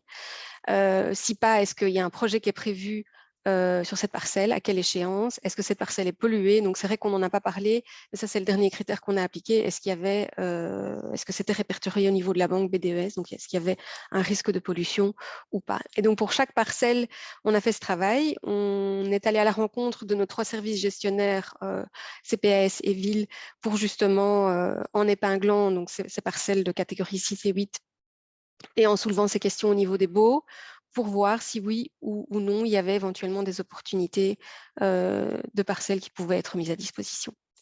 Alors sur la slide suivante, donc voilà, ici au niveau de la conclusion de l'analyse que nous avons menée, donc on avait initialement identifié 2 parcelles, les parcelles de Bouge qui sont les parcelles qu'on a nouvellement acquises, donc forcément, et les parcelles de Templou qu'on savait comme étant non occupées avant l'analyse. Alors, en soi, l'analyse cartographique qu'on a fait à ce stade n'a pas permis d'identifier de nouvelles parcelles, en tout cas supérieures à 50 arts, qui sont disponibles sans projet à court ou moyen terme. Et donc, c'est clair que voilà, ça a aussi permis de mettre en évidence qu'il y avait quand même que les parcelles qu'on avait étaient occupées par des contrats, pour la plupart des baux à ferme d'ailleurs.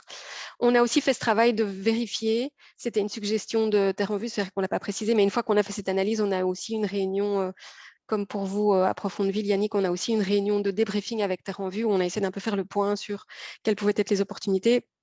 Une des suggestions, c'était de voir s'il n'y avait pas certaines de nos parcelles qui étaient voisines avec des parcelles d'autres propriétaires publics, pour voir s'il n'y avait pas éventuellement moyen de faire un travail pour avoir de mutualiser, ou en tout cas avoir des surfaces qui pourraient être mises à disposition plus grandes. Ça n'a pas été le cas. Ce qu'on a en tout cas clairement identifié au terme de cette analyse, c'est qu'il était vraiment nécessaire de mettre en place un système de veille par rapport aux échéances de baux pour pouvoir anticiper les futures mises à disposition. Et c'est pour ça qu'on va faire cette charte de bonne pratique.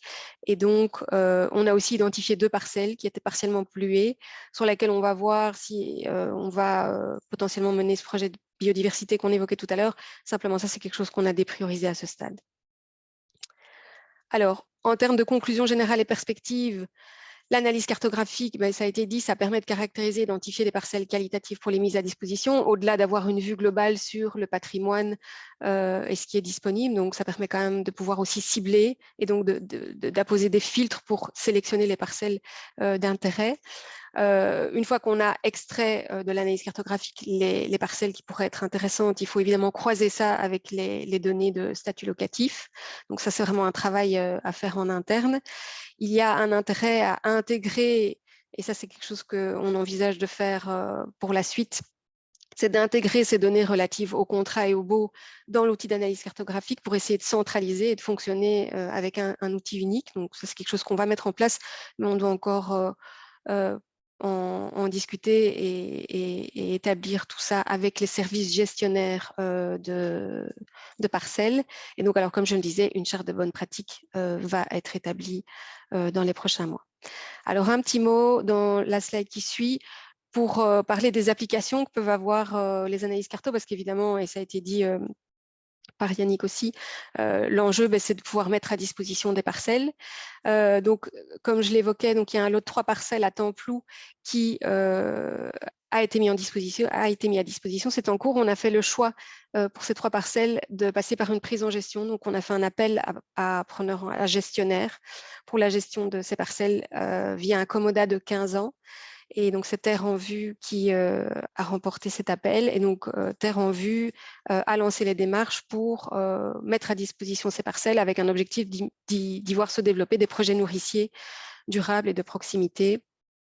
Et donc, pour l'anecdote, c'est vrai que à la base, la ville avait fixé certains objectifs par rapport à ces parcelles en particulier, notamment sur le verger. On imaginait, et c'est ce qui avait été convenu dans le commodat, une mise à disposition pour un poulailler mobile, et on s'est rendu compte au fur et à mesure des visites, des rencontres avec les experts que ce n'était pas ça qui était le plus pertinent, donc on a un peu dû faire marche arrière, mais voilà, le processus en fait ici avec Terre en Vue qui est preneur en gestion, on travaille assez bien en collaboration étroite, et ça permet aussi à la ville de tirer des enseignements, des apprentissages avec l'objectif à terme de rapatrier l'expertise en interne, parce que c'est vrai que c'est du boulot et ça demande aussi quand même certaines connaissances, ces mises à disposition de parcelles. Et donc le deuxième exemple de mise à disposition de parcelles que je voulais évoquer, donc c'est ces fameux 10 hectares de terres agricoles qu'on a acquis, les actes ont été signés ici en mars. Ils sont situés sur le plateau de Bouges, donc c'est vraiment un plateau agricole qui est dominé par une agriculture conventionnelle. Il y avait la volonté d'amorcer une logique de transition sur ces parcelles et donc d'essayer de privilégier le développement d'un projet nourricier aussi de nouveau durable et de proximité. 10 hectares, faire de la transition sur 10 hectares, ça ne se fait pas comme ça. Et donc, on a fait le choix de lancer un appel à manifestation d'intérêt. Et donc, on a aux gens qui se sont inscrits proposé de participer à 2 visites et à 2 ateliers brainstorming en quelque sorte, où on a eu l'occasion d'évoquer toute une série de questions avec des producteurs intéressés. On a eu des profils très différents. Et en fait, l'objectif de cette démarche, c'était de poser toute une série de questions pour essayer de voir ce qui était possible, ce qui ne l'était pas. Et au départ de ça, de pouvoir calibrer un appel à exploitants, donc une mise en concurrence pour l'exploitation de ces parcelles, qui, cet appel sera lancé à l'automne. Et donc, l'idée, c'était vraiment de pouvoir un petit peu se caler sur les réalités du terrain et fort aussi l'expérience de Templou, où quelque part, partir des contraintes, notamment des producteurs, ça nous semblait indispensable pour avoir quelque chose qui soit réaliste et qui colle aux contraintes des agriculteurs et qui rencontre en même temps les ambitions de la ville. Voilà, je m'arrête là. Merci à vous. Merci Christelle Longley, Maxime Declercq pour ce témoignage très riche, c'est intéressant. Maintenant, on arrive à notre dernier témoignage, donc c'est la ville de Liège. Donc, il me semble que le témoignage a été rédigé par Pierre Fontaine et Stéphane Bolland, et c'est Stéphane Bolland donc, qui va nous le présenter. Donc voilà, bonjour à tous. Donc moi c'est Stéphane Bolland. Donc je représente le département de l'urbanisme et de l'aménagement du territoire de la ville de Liège. Et je tiens à excuser donc mon collègue Pierre Fontaine qui lui représente la direction stratégie et développement qui a réalisé ce travail avec moi, mais qui n'a pas pu être présent. Donc voilà, le travail qui porte sur la caractérisation du foncier agricole public sur l'arrondissement de Liège. Donc avant de commencer, je vais vous resituer le contexte et les enjeux de ce travail. Donc en fait, le point de départ est en 2017, lorsque les 24 communes de l'arrondissement de Liège ont décidé, dans le schéma de développement territorial, en fait, de développer une agriculture alternative et de mettre en place des circuits courts. Donc ça, c'était le point de départ. Parallèlement à ça, en fait, on constate en fait que certains organismes publics ont des difficultés à gérer leur foncier public et voilà, parfois prennent la décision de vendre des terres par manque d'informations cartographiques. Donc voilà, sur ce constat donc de manque d'un outil cartographique pertinent, la ville de Liège en fait a pris l'initiative de développer un petit processus comme ça qui permettrait de rendre les décisions des acteurs publics plus intéressantes. Donc tout ça afin de mieux connaître leur foncier agricole pour qu'ils puissent prendre des décisions soit de vente, de location ou éventuellement d'échange avec d'autres acteurs publics de leur parcelle agricole. Donc ce qu'on a aussi fait en plus du processus, c'est en fait, on va vous présenter des petits exemples de cartographie qui ne sont pas exhaustifs, mais qui permettent voilà, d'avoir une vue sur ce qui est possible de faire avec ces outils et d'inciter les acteurs publics à prendre en main leurs données et à réaliser, mettre en place par eux-mêmes ou par l'intermédiaire d'un service tiers, comme on en parlait précédemment, par exemple le BEP ou d'autres acteurs ici en province de Liège, de mettre en place un système d'information géographique. Alors, au niveau de la méthodologie, donc ici, je n'ai pas souhaité être trop technique. Donc, je vous présente en fait les données qui ont été utilisées pour réaliser l'analyse cartographique. Au niveau des outils qui ont été utilisés, si certaines personnes souhaitent mettre en place ce type d'outils, je peux les renseigner, vous pouvez me poser des questions par après, j'y répondrai sans problème. Donc, la première donnée en fait qui a été utilisée, c'est le foncier public. Donc ça, en fait, c'est la matrice cadastrale que chaque commune reçoit chaque année normalement, dans laquelle on a sélectionné uniquement les propriétaires publics. Donc ici, il s'agit principalement des communes, des provinces et de la région. Par exemple aussi les CPAS, qui sont propriétaires d'une grande partie de terres agricoles, et les fabriques d'églises. Voilà, il y en a d'autres aussi. Donc, on a croisé ces données de propriété avec, donc là on peut passer, voilà, avec le parcellaire agricole. Donc ici, on peut voir deux données. Donc on a le parcellaire agricole anonyme qui correspond en fait aux parcelles qui sont officiellement déclarées à la région wallonne dans le cadre des subsides PAC. Donc ça, c'est les données en jaune. Et alors les données en orange, en fait, elles correspondent aux autres parcelles agricoles qui ne seraient pas déclarées. Donc ça, on s'est basé sur Wallous, qui est en fait une cartographie de la région wallonne disponible également sur Wallon Map et qui permet d'identifier sur base de l'occupation du sol les d'autres terres agricoles qui ne seraient pas déclarées. Donc voilà, ici on a déjà deux données et alors on a rajouté une troisième donnée qui est plutôt réglementaire, c'est-à-dire le plan de secteur, qui elle nous a permis de savoir dans quelle affectation au plan de secteur on se trouvait pour pouvoir mener, enfin voilà, catégoriser de différentes manières les parcelles agricoles. Donc je vais commencer par, dans les analyses spatiales, par en fait l'analyse du plan de secteur. Donc de manière globale, en fait, l'arrondissement de Liège représente 60 000 hectares de terre. Donc voilà, ici on peut passer au suivant. Les parcelles agricoles dans l'arrondissement, en fait, représentent 1/5 au total de la superficie. Donc, on est ici sur 13 000 hectares qui sont en fait ventilés au plan de secteur de la manière suivante. Donc, on a à peu près la moitié des terres agricoles qui se trouvent en fait en zone agricole, donc qui sont d'une certaine manière protégées de l'urbanisation. Alors, à ça s'ajoute 2000 hectares de terres agricoles qui se trouvent dans d'autres zones non urbanisables du plan de secteur, par exemple des zones forestières, zones de parc et autres, donc qui elles aussi sont d'une certaine manière protégées de l'urbanisation. Par contre, d'un autre côté, on peut passer au point suivant. Donc voilà, je sais pas, voilà. Donc en fait ici, donc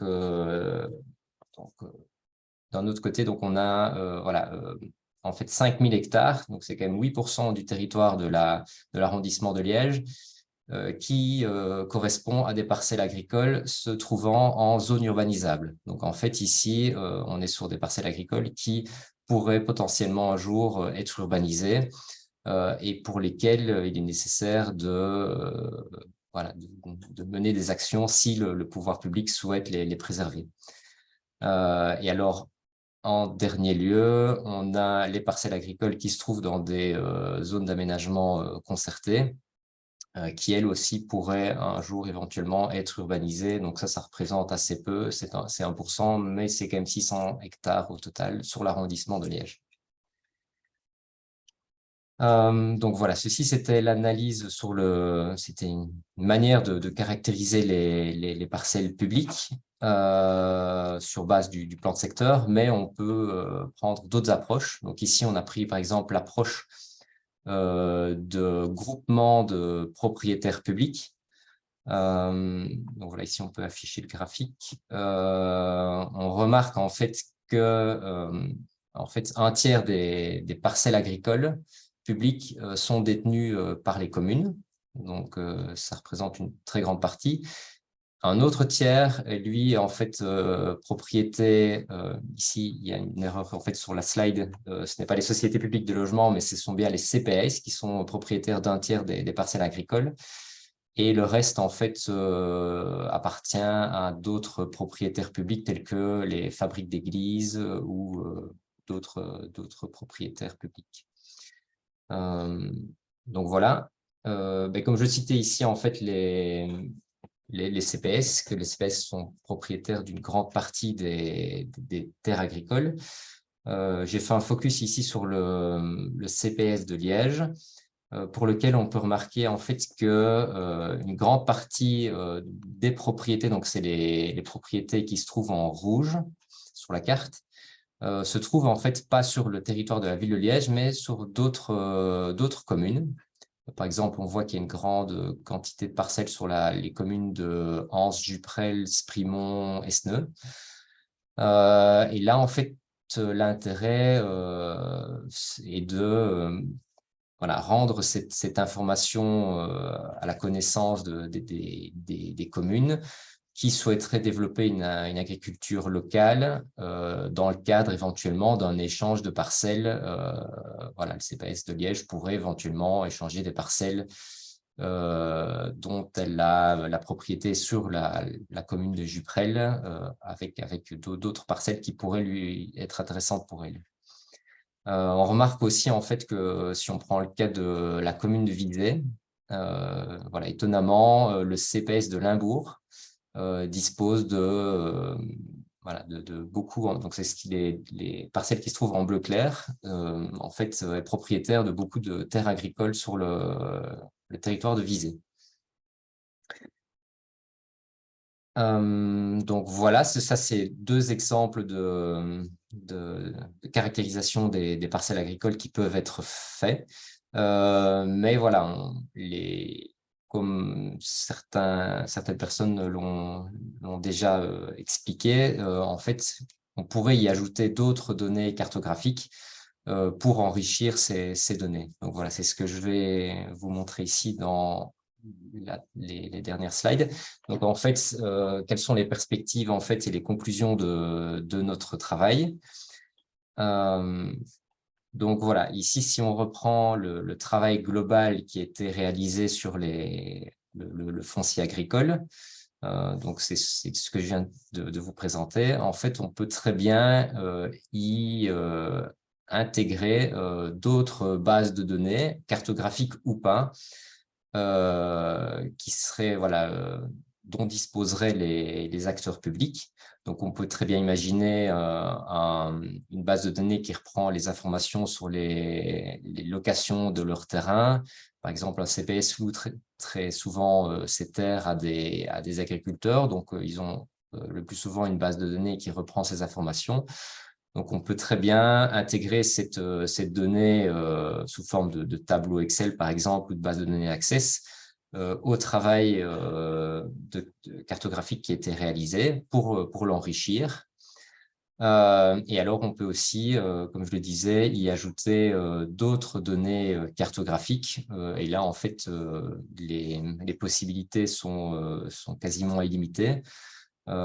Pour prendre d'autres décisions. Donc voilà, c'est ici que on a pris l'exemple par exemple des inondations. Donc on a croisé le travail qui a été fait avec l'aléa d'inondation, donc qui reprend aussi bien les zones de ruissellement dans les parcelles agricoles, donc là qui provoque les coulées de boue, et les zones par débordement. Et donc ici, on se trouve en fait sur la commune d'Esneux, près de La Roche-au-Faucon. Et alors, on peut constater que le CPS de Liège, de nouveau, est propriétaire de plusieurs parcelles, vraiment dans le fond de vallée, en zone d'aléa fort. Donc, c'est les zones qui se trouvent en rouge. Les parcelles agricoles du CPS sont en hachuré noir. Donc là, en fait, imaginons que la commune de Esneux soit intéressée de développer à cet endroit des zones de rétention de crues. Elle pourrait très bien entrer en négociation avec le CPS de Liège pour récupérer ces terres et y réaliser en fait des zones de rétention pour lutter contre les inondations. Donc voilà, ceci c'est un exemple, mais on pourrait imaginer de croiser les données avec beaucoup d'autres couches cartographiques. Alors, on en vient ici aux conclusions. Donc, en fait, l'outil qui est présenté ici, c'est plutôt quelque chose d'assez théorique qui en fait, a de nombreuses possibilités et donc qui permet aussi bien d'être un outil d'aide à la décision pour l'aménageur du territoire. Donc ici, nous, dans le cadre du département de l'urbanisme et de l'aménagement du territoire, c'est des données qui nous ont été utiles dans différents travaux. Mais alors, c'est aussi un outil qui est utile pour chaque gestionnaire du foncier public. C'est une donnée qui leur permet, un outil qui leur permet de prendre des décisions, la décision la plus éclairée pour voilà, gérer au mieux leur patrimoine foncier. Donc, comme les représentants de la ville de Namur l'exposaient précédemment, en fait, effectivement, c'est un outil qui est assez... qui est relativement simple à mettre en place. Les outils techniques sont accessibles très facilement. Donc ici, on parlait de QGIS. Voilà, c'est un outil qui est très efficace pour faire ce travail et bien suffisant.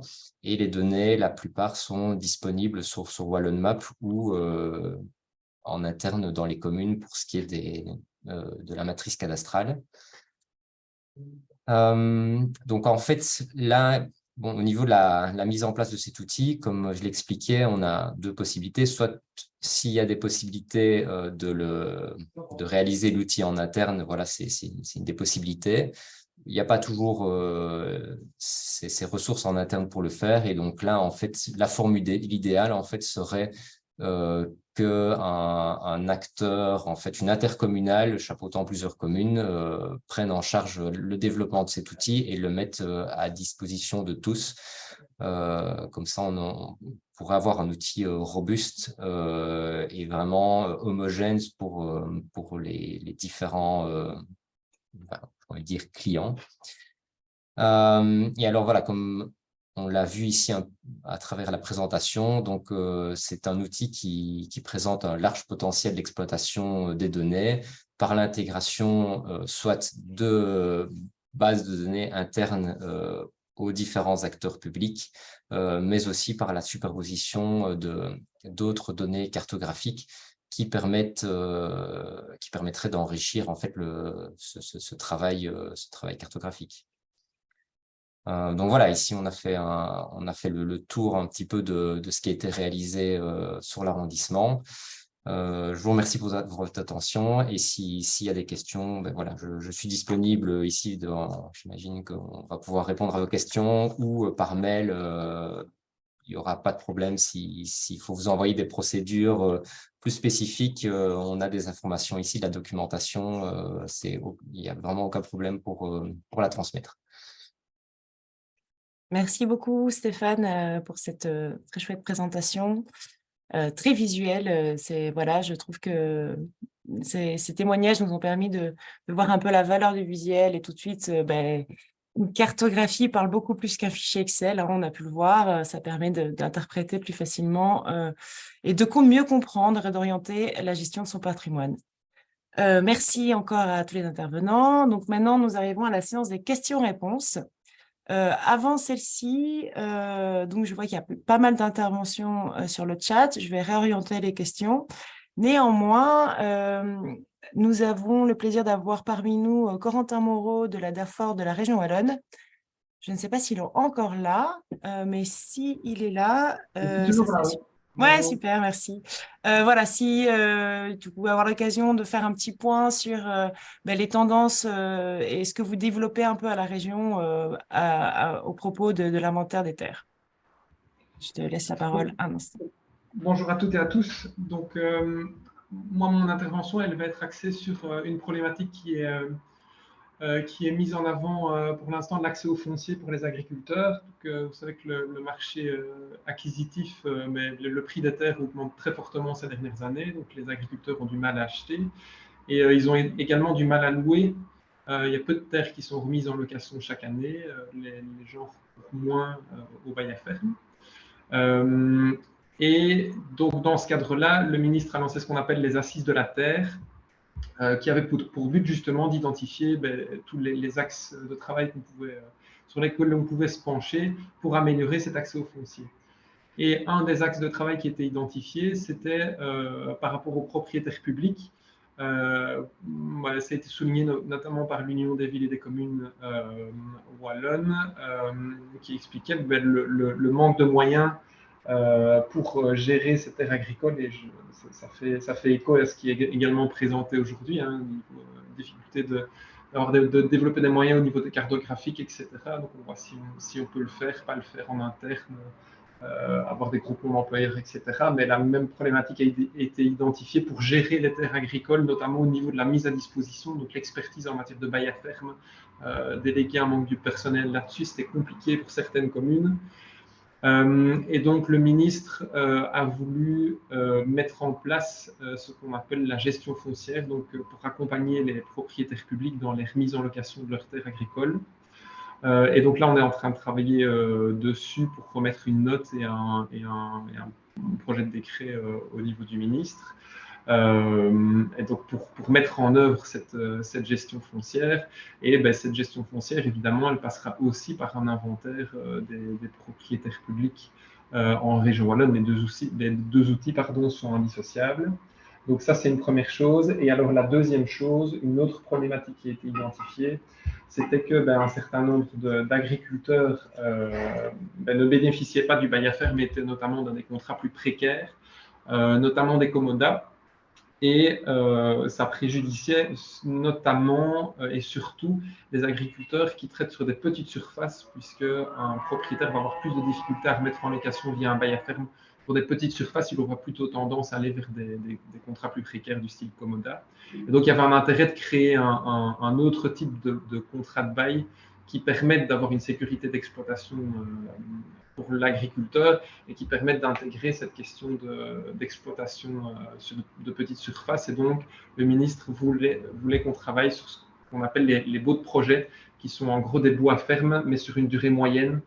On parle plutôt de 15-20 ans de durée et qui cadre plus avec la sécurité d'exploitation qui est demandée dans le cadre de maraîchage et de projets un peu plus précis dans le cadre d'activités agricoles. Donc voilà un petit peu les deux axes de travail sur lesquels on est en train de pencher pour le moment. Ok, super. Merci beaucoup, Corentin, pour ton intervention qui n'était pas initialement prévue. Merci pour ta disponibilité. Avec plaisir. Alors, je vais prendre les questions. Donc, ici dans le chat, pour la ville de Namur, il y a 2 questions. La première, c'est de savoir combien vous avez acheté les 10 hectares à Bouge. Oui, donc peut-être juste un petit mot de contextualisation.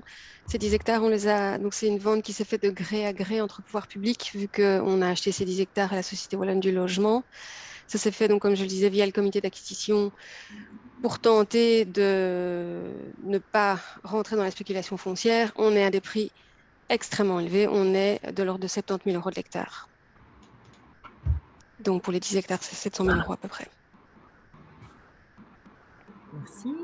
Alors, une autre question était de savoir sur les parcelles polluées qui ont été utilisées pour en faire des projets biodiversité, quid du moment où les parcelles sont de nouveau exploitables? Je vois que tu as déjà répondu un peu dans le chat, mais peut-être pour partager la réponse à tout le monde. Oui, et donc peut-être juste un élément, c'est vrai que nous, on a ici dans la présentation qu'on a faite aujourd'hui, c'est qu'on est un peu parti, enfin, on est vraiment, il y avait un parti pris qui était celui de l'enjeu nourricier et agricole prioritaire. Il y a évidemment d'autres enjeux. Donc, dans ce qu'on a présenté, c'était dans cette perspective-là. Après, il y a d'autres arbitrages qui se font évidemment au niveau politique par rapport à l'affectation des parcelles.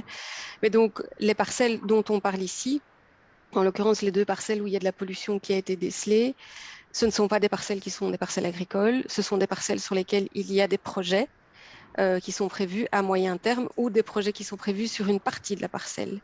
Et donc, c'est aussi pour ça qu'on les a dépriorisés. On voudrait bien profiter de ce qui est libre pour la période où c'est libre ou de ce qui restera libre sur une partie de la parcelle pour y développer des projets biodiversité sans perspective de rebasculer vers de la production agricole après, parce qu'on n'est pas dans une configuration qui s'y prête. On est vraiment là pour essayer d'optimiser de l'espace, et là, on va plutôt chercher l'enjeu biodiversité et moins l'enjeu agricole sur ces 2 petits projets-là. Voilà. Ok, merci. Maintenant, j'ai une question pour M. Bolland de la ville de Liège. Avez-vous une connaissance de l'origine de ces possessions foncières du CPS? Là, en fait, non. Je vous avoue que je me suis toujours aussi interrogé sur cette cette quantité de terres agricoles que possèdent les CPS, mais je n'ai pas énormément d'idées, si ce n'est effectivement, comme certains ici l'indiquent dans le chat, que ce soit des donations ou héritages de personnes, mais voilà, je n'en suis pas plus sûr. Oui, effectivement, nous aussi, c'est ce qu'on évoque souvent, ce sont les dons et les legs au CPS. J'ai maintenant une question pour Yannick Dupuis. Vous avez cité le nom de Adalia. Pouvez-vous un petit peu plus développer, dire un mot un peu plus sur leur activité? Oui, du coup, Adalia, c'est vraiment une association qui est à l'appui des communes, mais aussi d'autres partenaires, mais pour aborder la question de la biodiversité dans la gestion des espaces verts. Du coup, ils ont une expertise assez intéressante là-dedans et avec eux, on peut vraiment aborder entamer le travail de différents, en tout cas dans la gestion des espaces verts communaux, quoi. Et donc, ils font un diagnostic des terrains et puis après, ils donnent des plans de gestion pour gérer les terrains et accueillir plus de biodiversité sur les sites. Merci. Alors, il y a une question ici que je vais prendre, c'est est-ce la mission d'un CPS qui possède des terres agricoles de les louer? Alors, je ne pense pas que ce soit leur mission première, néanmoins, c'est des propriétaires fonciers et donc, forcément, ils touchent un fermage. Et nous, ici, on essaie juste de les sensibiliser, à aller un peu plus loin sur cette gestion, d'essayer de les mobiliser pour en faire autre chose, et notamment dans leur action sociale. Alors, je regarde s'il y a une autre question ici. Alors, nous avons une question. Juste un petit mot. Oui, Françoise. Je pourrais peut-être juste pour répondre par rapport au CPS. Effectivement, c'est une question qui se pose assez régulièrement et je pense que légitimement, les CPS peuvent se poser la question. J'irais gérer purement du patrimoine pour en avoir du fermage. Ben, peut-être qu'effectivement, ce n'est pas un métier a priori d'un CPS. Et de surcroît, effectivement, dans nos interventions auprès des communes, on évoque... on propose d'ailleurs de faire des synergies entre communes et CPS dans le cadre de la gestion, qui relève souvent parfois de compétences qui se trouvent à la commune, même si on a vu que ce n'était pas toujours le cas. Par contre, ce qui est quand même super intéressant, et Maïté en parlera pour le mois de novembre, en fait, on se rend compte qu'il y a beaucoup de CPS qui utilisent leurs terres agricoles pour avoir une véritable intention politique en lien avec leur action sociale. Et je voudrais les citer ici parce qu'ils font un boulot remarquable, en tout cas dans les intentions. C'est le CPS de Florène, qui a fait un véritable travail sur la réflexion sur le lien entre l'aide alimentaire et leurs terres publiques et la production maraîchère sur leurs terres publiques. Alors, tout n'est pas encore en place, c'est un processus de longue haleine, mais il y a vraiment l'intention de créer tout un cercle vertueux, en ce compris avec la coopérative alimentaire locale, qui va non seulement aider à préparer le panier, qui va récupérer les légumes, le cas échéant, produits sur la terre publique du CPS, qui va reprendre des personnes en article 60 pour aider à faire le travail, le maraîcher qui peut-être, lui, va avoir des personnes pour lesquelles il fera un travail de réinsertion professionnelle.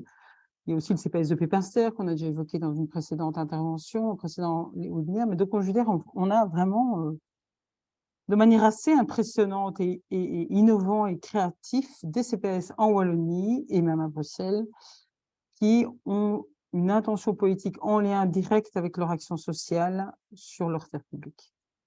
Donc voilà, je pense que par-delà le simple fait, en fait, c'est tout l'objet du projet qu'on mène ici avec le CREDAL, c'est de dire vos terres publiques sont plus qu'un simple patrimoine agricole, c'est un patrimoine qui peut être mis vis-à-vis d'une intention politique, comme je l'ai évoqué en début.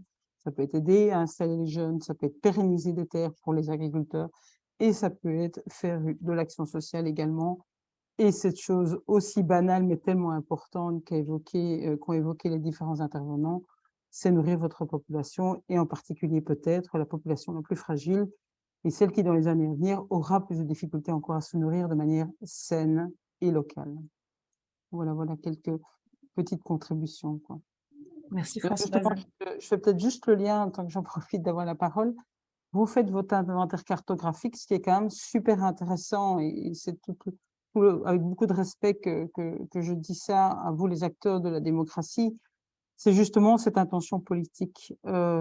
Connaître vos terres, c'est la base de la construction de votre intention politique, mais il y a aussi mettre beaucoup de transparence dans l'information aux terres, c'est le droit légitime des citoyens, mais c'est aussi, c'est vous qui maîtrisez ce que vous allez faire sur vos terres. Et je pense qu'il y a beaucoup d'autres acteurs privés, que ce soit pour du développement énergétique et autres activités qui contribuent à l'affectation non agricole des terres agricoles qui sont là et qui recherchent des terres. Et donc, je pense qu'il y a vraiment un enjeu à questionner chez vous. Tiens, comment je vais affecter ces terres agricoles qui ont été définies comme agricoles? Et c'est vrai que nous, à Terre en Vue, on soutient véritablement l'accès à la terre pour les jeunes agriculteurs et pour une fonction nourricière et une contribution en toute modestie à la souveraineté alimentaire. Et à ce titre, je félicite en particulier les partenaires que vous avez entendus aujourd'hui et qui ont fait petit à petit et de manière vraiment ardue et précise et très professionnelle ce travail d'inventaire cartographique et de poser une intention politique aussi sur ce travail cartographique. Voilà, Justement, c'était Françoise, tu parlais de préserver les zones agricoles et justement, il y a une question dans ce sens-là.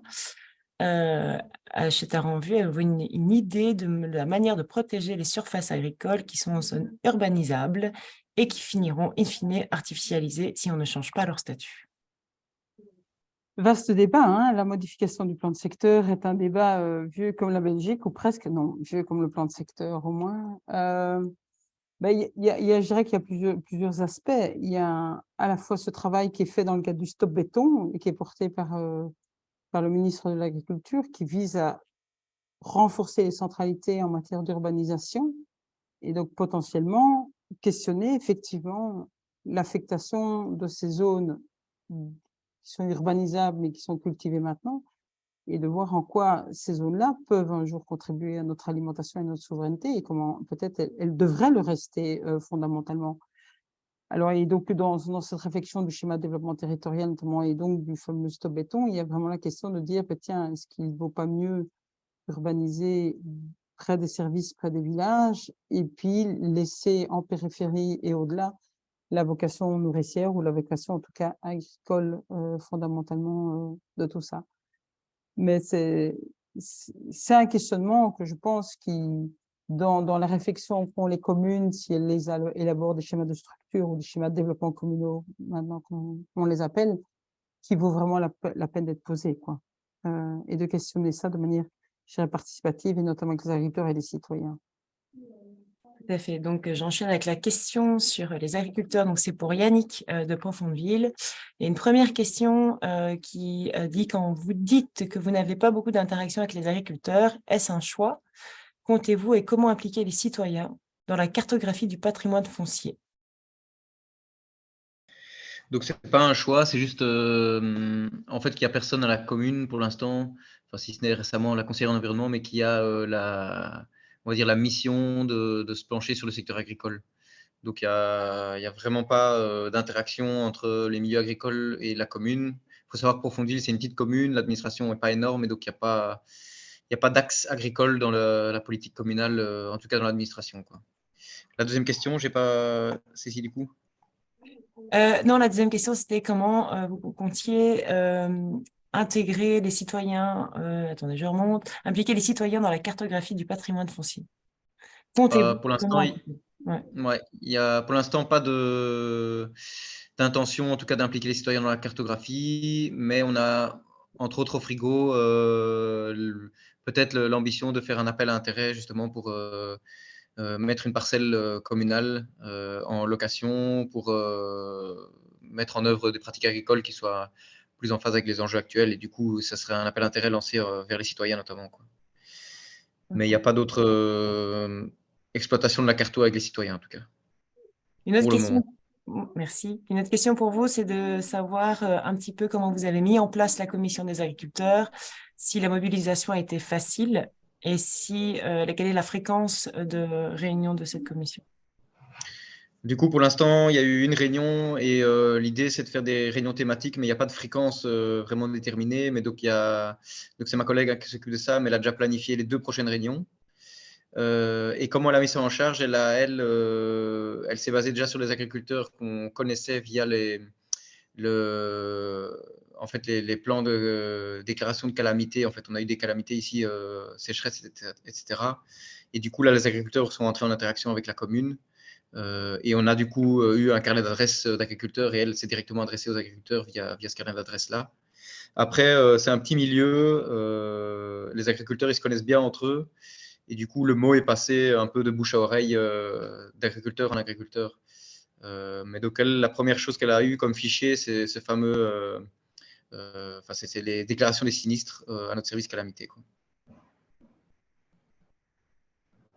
Merci. J'ai une petite question pour un formateur carto.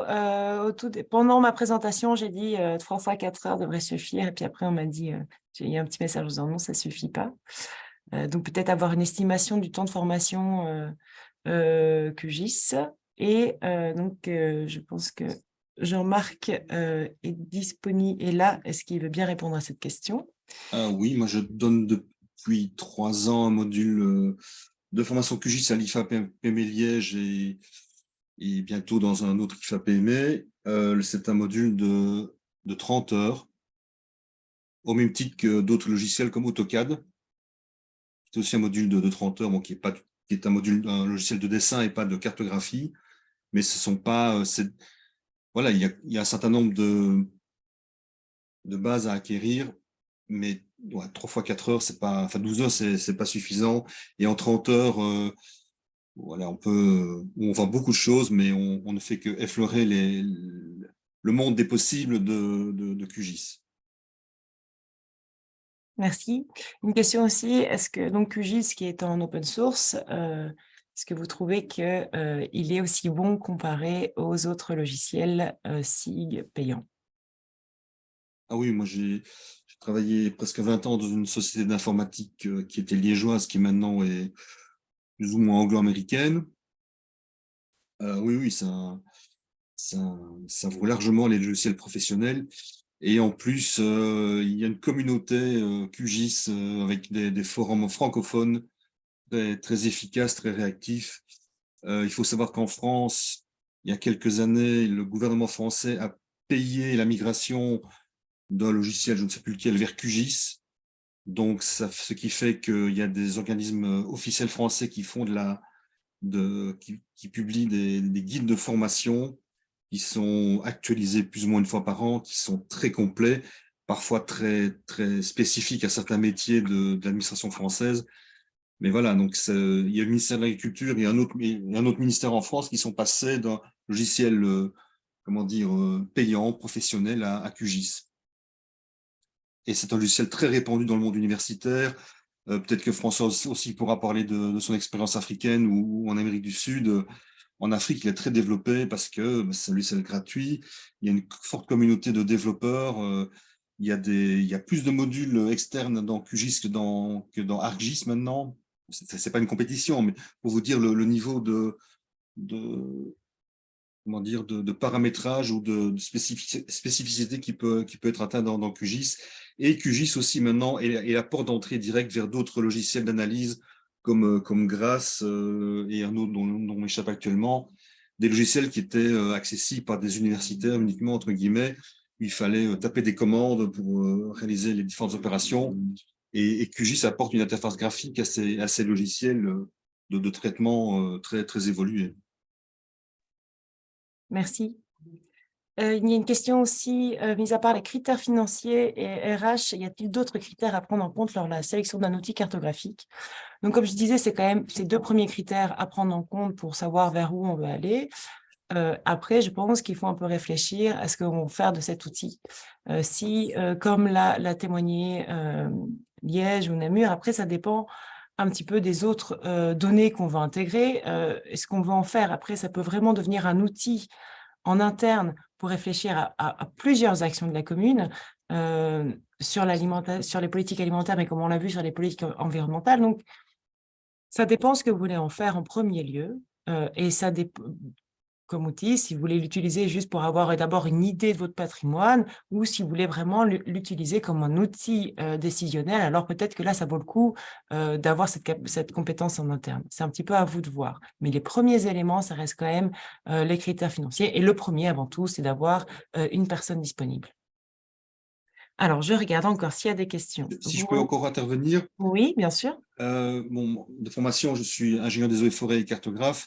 Et donc, je me suis depuis 30 ans intéressé à toutes les applications cartographiques, que ce soit en forêt ou ou en agriculture, j'en ai vu passer beaucoup, et tout ce qui est issu de start-up, de bricoleurs, entre guillemets, ben, parfois ça existe 1 an ou 2, puis tout disparaît. Donc, il faut aussi, voilà, dans les choix peut-être d'un SIG, c'est de voir depuis combien de temps il existe. Quand QGIS est arrivé de façon professionnelle il y a une dizaine d'années, c'est-à-dire qu'une version bien stable, il y avait d'autres logiciels open source qui existaient, dont un espagnol qui était formidable. Et maintenant, en gros, il reste QGIS et qui est interfacé avec d'autres logiciels. Mais QGIS s'est vraiment imposé dans le mode du SIG open source, alors qu'il y a une dizaine d'années ou 12 ans, ils étaient 4 ou 5 à pouvoir prétendre à ce titre de maître SIG en open source. Merci Jean-Marc. Voilà, je pense que si vous avez encore des questions-réponses, je vous invite à nous les envoyer ou vous pouvez aussi communiquer directement avec nos intervenants. Maintenant, nous allons passer au sondage. Donc, je vais le lancer. C'est un sondage rapide de 3 questions, pardon. Hop là. Donc, normalement, s'affiche sur vos écrans des questions qu'elles pouvaient répondre. Je vous invite, je ne sais pas si ça fonctionne. Oui, je vois que des personnes répondent déjà. Donc, c'est parfait. Je vous laisse 2 minutes pour répondre à ces 3 petites questions.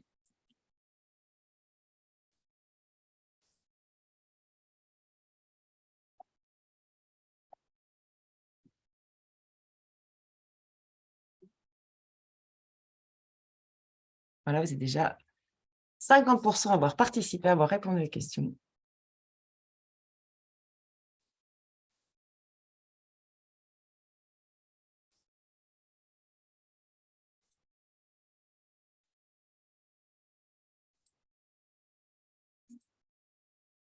Je laisse encore quelques secondes.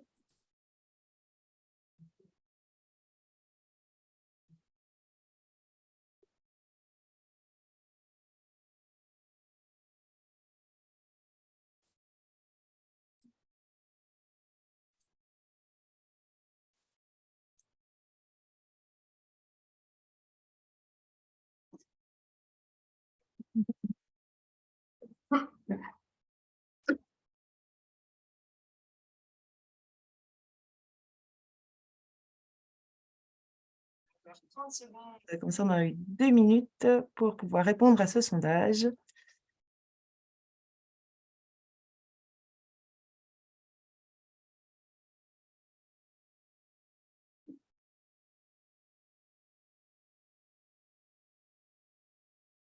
Bien voilà, merci à ceux qui ont participé.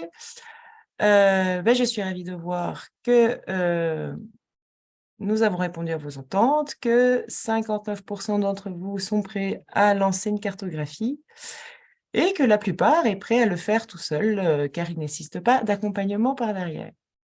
Donc, finalement, pour terminer ce webinaire, je voudrais d'abord évidemment remercier toutes les personnes qui ont témoigné. Je vous annonce pour les 15% qui aimeraient avoir un accompagnement qu'il est possible avec Terre en Vue et Crédal dans le cadre du projet Mobiliser les terres agricoles publiques et bien sûr avec Pierre Lempereur qui est intervenu en début de webinaire pour l'accompagnement pour le Green Deal. Ce webinaire sera ensuite diffusé sur la plateforme de Manger Demain, sur lequel vous retrouvez aussi 2 webinaires que nous avons déjà réalisés dans le cadre de ce projet, sur le bail à ferme et sur les terres publiques agricoles de manière générale, et donc ce projet-ci. Les événements à venir, donc au 1er juin, il y aura une rencontre entre le directeur des maisons de repos des CPS à Ouépion. Bientôt, nous allons lancer aussi un webinaire sur les groupements d'employeurs. J'en ai touché un mot et voilà, vous recevrez aussi l'invitation. En novembre, aussi très prochainement, c'est pas inscrit ici, mais nous allons lancer un groupe de travail grande ville. Donc, ça sera vraiment l'objectif est de créer un moment de partage et de co-création peut-être sur les thématiques des terres publiques. En novembre 2023, il y aura une rencontre des CPS autour de l'agriculture sociale et l'alimentation durable. Ça sera une journée vraiment dédiée au partage d'expériences et à la réflexion pour qu'effectivement, comme le disait Françoise, d'aller un peu plus loin que juste une gestion patrimoniale et de voir un petit peu que faire de ce patrimoine et comment l'intégrer vraiment dans son action sociale. Et en automne 2023 aussi, nous aimions lancer un webinaire sur l'inventaire des terres publiques, comment le faire, un atelier d'analyse des baux, et puis peut-être aussi un atelier du bail oral au bail écrit. Ceci dépendra un petit peu de l'ordonnance qui est en train d'être faite ou pas. Donc voilà, je vous remercie à tous d'être venus si nombreux à ce webinaire et merci encore aux intervenants. Bravo pour le travail réalisé et à très bientôt, j'espère. Au revoir à tous. Au revoir à tous. Au revoir. Au revoir. Au revoir, merci. Au revoir, merci. Au revoir.